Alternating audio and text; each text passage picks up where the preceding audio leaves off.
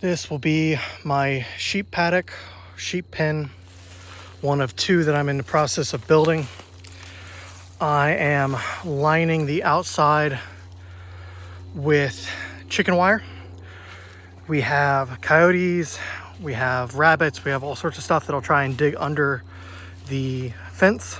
Some dangerous to the livestock, some that'll just cause damage to the fence and make it easier for predators to get in. This is a really great way to prevent that. I've used it successfully on my chicken coop for years.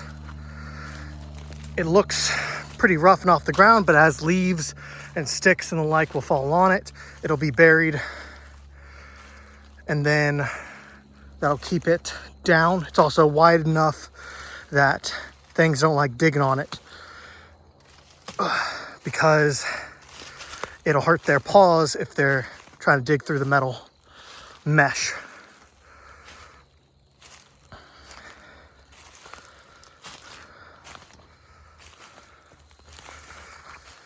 This is a ongoing project that I've been working on slowly and steadily.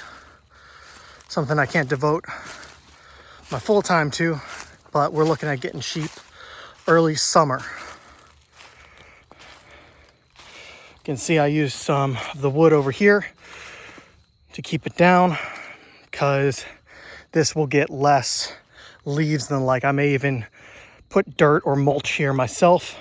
That is what I did on this part, which you can now see that trash is from the fencing that I just put down. That sometimes you can't even tell that the mesh is there, but it is present.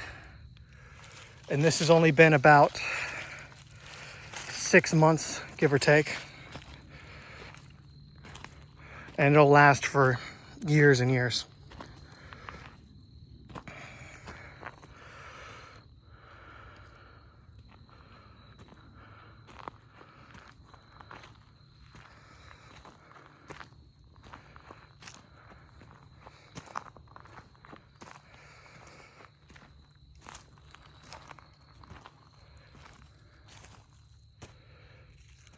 Yeah, I'll probably have to mulch this just in case.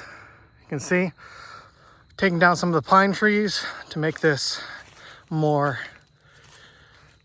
pasture-like, easier to grow. Grasses, clovers, a lot of that kind of stuff.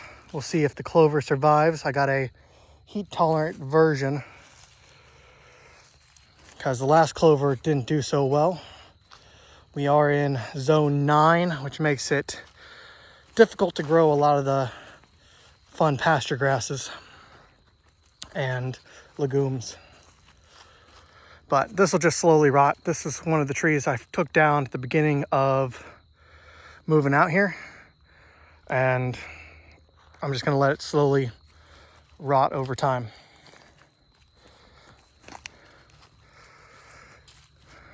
You can see I've mowed this down, and I'll keep doing that until we actually get sheep. This is a reoccurring problem that we have, is a ground gopher. They are more difficult than I would like to get rid of. We have the barn working on over there. We've been clearing out this back portion for the second paddock.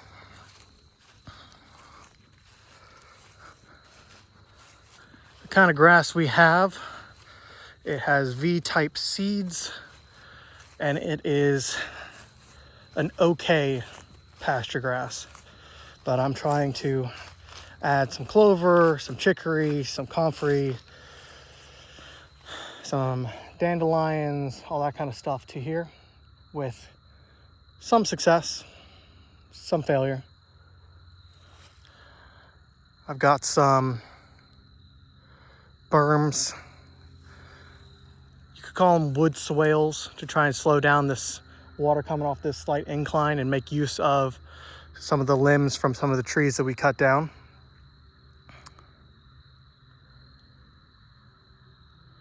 And that'll just break down, become dirt, soil over time, kind of like this portion. which is older.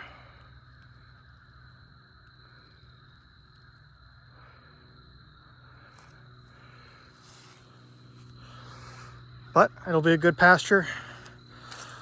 With sheep, you want to rotate.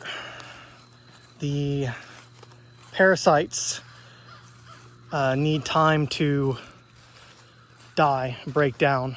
And so you need at least 2 pastures to rotate the sheep between if you don't want to have to deal with a lot of parasite load.